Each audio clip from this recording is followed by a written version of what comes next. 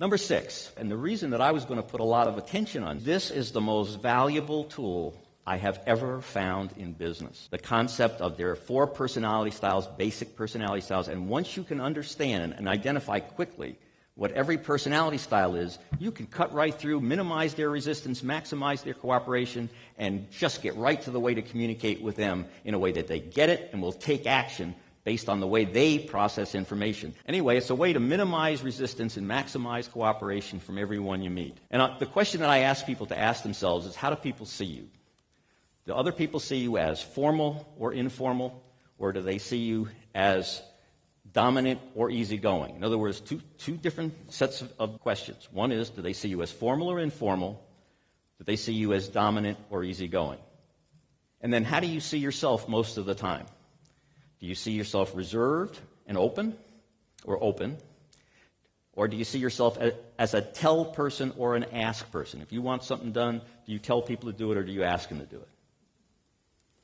Now, based on the answers to those questions, if you've written them down and you know which ones apply to you, dominant or easygoing. So if you're dominant, you're tell. If you're easygoing, you're ask. If you're formal, you're reserved. If you're informal, you're open. That's what I'm trying to get at there. Okay. So here are the 4 personality styles. One's called the controller. They're the formal, dominant folks. The promoter is the informal, dominant person. The analyst is the formal, easygoing person.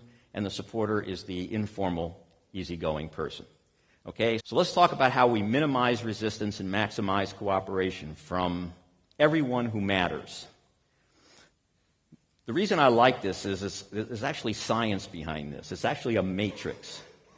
And the controller and the promoter are tell people. They pretty much tell people when they want something done. As opposed to the analyst and the supporter, they're ask-oriented. The promoter and the supporter are emotion-oriented, and the controller and the analyst are control-oriented. So it breaks out nicely into this little matrix here so we can understand these personality styles. The controller needs to be in charge. Makes decisions easily and quickly based on facts and logic, is bottom line, action and results oriented, and in the extreme is an abrasive, impatient, dominating dictator. The promoter, life of the party, enthusiastic, filled with dreams and ideas, makes decisions quickly based on a gut reaction. If it feels good, do it. Tends to act impulsively before checking things out. The analyst is interested in details, facts, concepts, and methods, makes decisions slowly based on fact and logic, is oriented to analysis of detail and fact-finding, tends to avoid decisions, and can suffer from analysis paralysis. The supporter is interested in personal relationships, works hard at being cooperative and supportive, good mediator when personal touch is required, may make bad decisions in order not to hurt someone's feelings. Okay, so this is the general pattern of behavior and processing of information that's true of these 4 personality styles. But we're going to take it a little deeper. The controller, what do they like? Controllers like results, organization, time, planning, being in charge, independence. What do they dislike? Closed minds, incompetency, immaturity, laziness, long lines, and welfare. The supporter likes understanding people, family outings, warmth, friends, pets, cordiality. What do they dislike? Results, tasks, pushy people, insensitivity, condescending people, manipulators. Now, are you seeing any difference between these two and how they process information and what they value? They're pretty opposite there, aren't they? It doesn't get much more opposite than that. And let's go a little deeper. Your controller is task-oriented. The task is what matters, getting it done. Their measure of progress is results, bottom line. The question they ask is what? What do you want done? What's in it for me? What's the deal? Their power is persuasion. These are very persuasive people. They're very dominant, very persuasive. Their ability to change personality is also a strength. I'm a controller, and I will morph my personality into whatever I have to be to get the results I'm looking for. If I have to be a promoter, I become a promoter. If I have to be an analyst, I get out my Excel spreadsheet and I get in there and I become an analyst. And if I have to become a supporter to get the job done, I become a supporter. I fade into the woodwork and just help. Good controllers are almost chameleon in their sole results-oriented, do whatever it takes. What do they most need to save? Time. Never enough time for these people to get done what they want to do. What do they most need to learn? They'll tell you patience, because they're not a very patient group. But what they need to learn, we need to learn, more than anything, is humility. This is not a very humble group either. And next item here is how to sell them. The reality is you cannot sell a controller anything. The minute you try to sell them, they'll shut down. You will not communicate with them. You cannot sell a controller anything. The decision to buy must be theirs. They must come by it by their own method. So the way you sell them is you give them space, you allow them to buy, you emphasize results. If you're going to talk anything, you talk the results that are going to be achieved. And if anything, you refer to the authority of a very successful third party and how they did it. But you never tell them what to do. Supporters, very different. They're relationship-oriented. They measure progress by the number of relationships. If you ask a supporter, was it a good day today? Yeah, I made 3 new friends. That's their value system, okay? If they're making friends and creating new relationships, they're happy. The question they ask most is why? Why don't you like me? Why are they killing whales in Alaska? Why? Now, this is an important thing. I'm going to show you why is such a critical question that's asked by them in just a minute. Their power is the ability to accept and be non-judgmental. Now, when you look at these 2 personality styles, most people think that dominant, formal controller is the most powerful person. He's not. The most powerful person in our matrix is actually a supporter. Just think of it this way. You're looking out over a field of grass. There's a hurricane blowing through, taking out trees, tearing down houses. And the grass just bends over as the wind comes, lets it go by, and then when the wind's over, stands right back up where it was before. When a supporter doesn't want to be moved, no force on earth can move them. And if you think, again, of who out there reflects that, just think of your bureaucracy. And nothing moves them. They do what they want to do. When any force comes around that's contrary to where they are, they just let it pass and then stand up right back where they were. Their answer is, yes, I'll take care of that. Never gets done. You want that? Okay. No resistance, right? But it doesn't get done. And that's why nobody can move them, no matter how powerful you are. What do these folks need to save? Relationships. And in fact, if you want to get something from a friend of yours or an associate who's a supporter, and they're not coming through, you threaten the relationship. That generally does more to get something from that person than any other form of persuasion, because they save relationships. That's what they do. And how do you sell these people? Relationships. Friends, warmth, security, and then threaten the relationship if in the end they still don't comply. Let's talk about the promoter. What do they like? Parties, sex, exotic cars, fashionable apparel, wine, fine wine, status symbols. What do they dislike? Analysis, forms, tedious, repetitive, behind-the-scenes, dull stuff. Take that. Analysts like everything neat and orderly, place for everything, systems, crisp, precise answers, forms that help organize everything, details. What do they dislike? Promoters. Parties, they're so frivolous. Making decisions. Oh my God, I could be wrong. I better not make this decision. Either or situations, messy things, inaccuracy.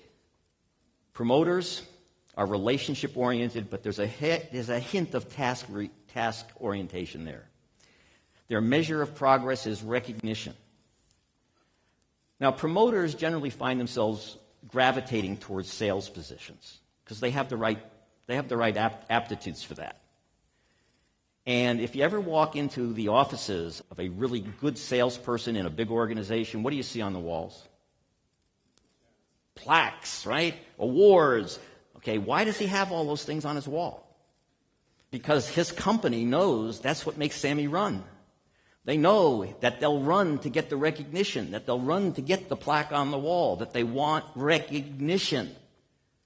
And so a good organization that has salespeople learns that they're mostly promoters, and by giving them recognition, they're able to move them to get results because they seek that recognition.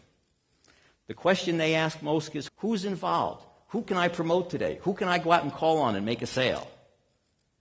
They are who people. The who is really important to them. What's their power is intuition, feeling. Now remember we talked about the analyst, and we'll talk about him in a minute, where they make decisions in a certain way. Let me in fact take them in order, and then we'll actually be better to do it that way. Whoops, I didn't mean to do that. What does this person most need to save? Effort. These are the folks that do just enough to get by if they don't exercise some self-discipline. Now, why is that important? Because, again, somebody running a big sales organization, they will tell you they could afford to pay their salespeople more money. But they meter the amount that their salespeople can earn, because if they let them earn too much, when they've earned enough, they stop working, and they'll take the rest of the year off. Or they'll slow down for the rest of the year. So a good sales organization learns to keep their salespeople hungry. Interesting the way the world works, but this is what happens when you start to get underneath the way people process information and how their personality styles are invariably work towards the descriptions that we're giving you here. What do they most need to learn? Self-discipline and patience. This is not a very disciplined group. They're very easy to just drop work and go surf, which isn't bad if you live in Australia. And how do you sell them? Enthusiasm, flash, status.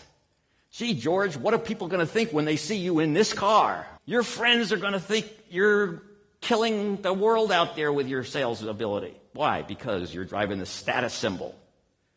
And when they drive that status symbol, they feel like they're getting recognition. It's important to them. Is that same thing important to a supporter? No. Different value system. So what I'm trying to get you to see is why you cannot use the same motivations for everybody. You've got to first find out who they are. Now let me take the last one here, and then I'm going to draw some interesting comparisons for you. Task orientation with a hint of relationships. This is the analysts. They're pretty much task-oriented, but they're a little subject to relationship. Their measure of progress is activity. The analyst actually believes that if there's enough stuff going on, something good's going to come of it. And that's their measure. Not results, activity. The question they ask is how. How do I do this? How do I put it together? How do I take it apart? How do I find out more about this? They're how people. They're very steeped in that how. Their power is expertise. Expertise. And the next one is important because it's going to contrast that. What do they most need to save? Face. Now, why do they need to save face? Suppose you're an analyst.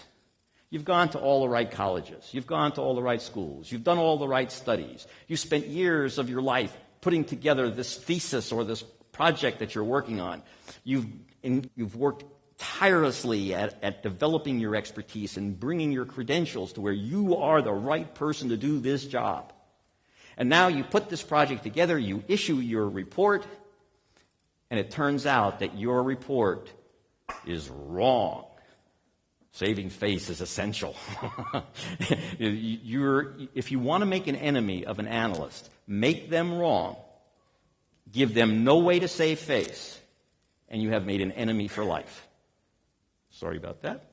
What do they most need to learn? They need to learn to make decisions and not procrastinate. This is the group that suffers from analysis paralysis. They don't like to make decisions because if they make a decision, they can be wrong. But if they're studying it for years, they can't be wrong. So they're studying, they're testing, studying, changing, testing, studying. And as long as they're doing that, they can't be wrong. And if you run a company and you've got a developmental group and it's headed up by an analyst, at some point you got to say, give me your report. Finalize this. Yeah, that's pretty cool. I like that. I thought I was a goner there for a minute. We are videoing it. Yeah, that wouldn't have been too much fun for me, but would have made great video, though. With all respect, of course. Good work. Okay. They need to learn to make decisions. Now, if you're any one of these personality styles, I'm sure you found a lot of truth in there about you. You also realize some of your shortcomings, because we all have them. There is no perfect personality style. Each style has good, has bad. When we want to sell this analyst, how do we sell them? Data. We got to data them to death. Everybody ever go to the bank and talk to a loan officer? What do they tend to be? Analysts. Okay, they don't want to be wrong, so are they going to sell your loan to the committee? No. They're going to present it, and whatever they say, that's it. They're not going to argue. Why? Because if they argue on your behalf and you end up turning out to be a loss for the bank, they're wrong. Okay, you go to your attorney, you go to your accountant, you give them a project to do, or you ask them a question, and they'll tell you it's this or it's that, right? Because, and if anything, they'll tell you not to do it. Whatever it is, they'll tell you not to do it. Because if they tell you to do it, and you did it and you got hurt by it, they'll be wrong. If they tell you not to do it, then you don't do it, and you never know that they were wrong to tell you not to do it. Okay, so the safe answer is no. But if you're an entrepreneur, you're not looking for safe answers. If you're an entrepreneur, you're in the risk management business. And you have to measure, is the risk worth the return? And you're going to win some and you're going to lose some. But if you measure it, you're going to win a lot more than you lose. Okay, what did I want to do here? All right, I think I got it. Oh, yeah, okay, so I got it. We're back to this. What I'd like you to do for a moment is pretend that you're in the real estate business. And what you do is you sell homes. And you're in your office, and this young couple comes in, and they're looking for a home. First of all, who do you sell the house to? Do you sell the house to the man, or do you sell the house to the woman? Usually it's to the woman, unless the man is a what? Okay, if he's a controller, you're not selling the home to anybody. Okay? If I have a client, and I'm in the real estate business, and I get it that the decision maker is a controller, because I'm going to be psyching them out that first 5 minutes that I'm with them. I'm going to be watching, are they formal or are they informal? Are they dominant or are they easygoing? And once I measure which of those they are, I know which personality style they are. Okay, and so if I get it that the decision maker is a controller, how do I sell them the house? And the answer simply is, I don't. Okay? I listen intently while they're telling me what they're looking for. Then I go through my listings and I see what I have that best would fit what they're telling me. And by the way, a controller will be very clear in describing what they want. So I look through my listings to see what it is that I have that would fit that. I take them to the front door. I open the door for them and I say, go in and take a look around, and when you're finished, I'll be here waiting for you. They'll love you. They'll go in, they'll look around, they'll make a decision very quickly, yes or no, they're interested or they're not. If they're not interested, there's nothing you can do to sell them the house. And if they're interested, they'll make a buying decision all by themselves. They'll put all the pieces together themselves. So the way you sell the house is you don't. Now, let's take the supporter. Let's say we have a nice young couple and they're a supporter, is a decision maker, is a supporter. How do we sell the supporter the house? We talk about the nice schools down the street, right? We talk about how nice the neighborhood is. We talk about how their kids are going to enjoy going to the school down the street. We're going to talk about how friendly and warm the neighbors are next door and how they have evenings where they invite their friends over. We talk to them about the nice den and how comfortable them and their family are going to be in evenings in the den. In other words, we point out the features of the house and the community that are in alignment with the value system that the supporter has. And how do we know they're supporters? Because we watched them the first few minutes they were in our office. Are they formal or informal? Are they dominant or are they easygoing? Okay, and so now we know exactly how we're going to sell them that house. Now, suppose we want to sell the house to a promoter. How do we do that? With panache. Just wait till you guys see this house. They've got this incredible fireplace that just opens up and looks magnificent in this house. And wait till you see the pool out back and the tremendous fountain that they have that dribbles water down in there. And this house is the biggest house in the neighborhood. When your friends see you moving into this house, they're going to think you just made a fortune. I'm being over the top here. I just want to get the point. That's how we sell them the house. With the excitement, the status that they're going to have when they move into that house. Those are all the things that we're dropping into the background around our tour of the house. So that they're getting it. Whoa, yeah, wait till my friends see me in this house. Wow. Okay, because that's their value system. Okay? And how do we sell the analyst a house? We're going to data him or her to death. Okay? We're going to pull out blueprints, right? We're going to show them how this house has real lath and plaster walls, how the windows are the high-line windows. These windows are guaranteed for 100 years, never to leak, never. They're interested in these features. Did the promoter care about the windows? No, he's not even thinking about windows leaking. So it won't do you any good to talk to the promoter about the windows are great, but the analyst cares. And he wants to know that, because what does he not want to be? He does not want to make a wrong decision. Okay, and you're going to have to hard close the analyst, just like you're going to have to hard close the supporter. Why? Because they are not good decision makers. They find it very difficult to make a real decision. But if you try to hard close a controller, will you do it? No, he'll walk out the door on you. Now, I take this model in my head into boardrooms. When I'm sitting across the desk from a seller, I know in 2 minutes what he is or she is. And everything I say to them is totally geared to what it takes to move them. That's why I'll get acquisitions done that nobody else gets done. Because other people walk in there and talk to them how? How do most people talk to everybody? In their own personality style. And so they communicate 1/4 of the time. And if you communicate with people in your style, you're going to limit to 25% the results you can get. So learning how to communicate to people in their style is critical in minimizing their resistance and maximizing their cooperation. Because then you're speaking the same language, you're communicating. Now, how many people in this room are married to your personality opposite? Come on, guys, be honest now. If half the hands in the room aren't up, I'd be shocked. When you get married, opposites do attract. Because if everybody was attracted to the personality style that they are, can you imagine 2 controllers married to each other? They'd kill each other. Okay, if the controller wasn't married to a supporter, you couldn't go in that house. Somebody has to yield. Okay, and so it works. But it also presents a communication challenge. Because if you're the controller and you're talking to your supporter spouse, as a controller, they shut down. And if you're a supporter talking to your controller spouse, and you're talking about warm fuzzies when they don't want to hear about warm fuzzies, they shut down. So it's important to have a sense of who this other person is and how they communicate, how they process information, what their value system is, what's important to them. In a moment here, I'm giving you a little preview. I'm going to get into something else about giving people what they want. But you can't give people what they want if you don't know what they want. But if you know what somebody wants, there's always a way to make a deal. Always a way to make a deal, because we all don't want the same things. And in the deal is plenty of stuff.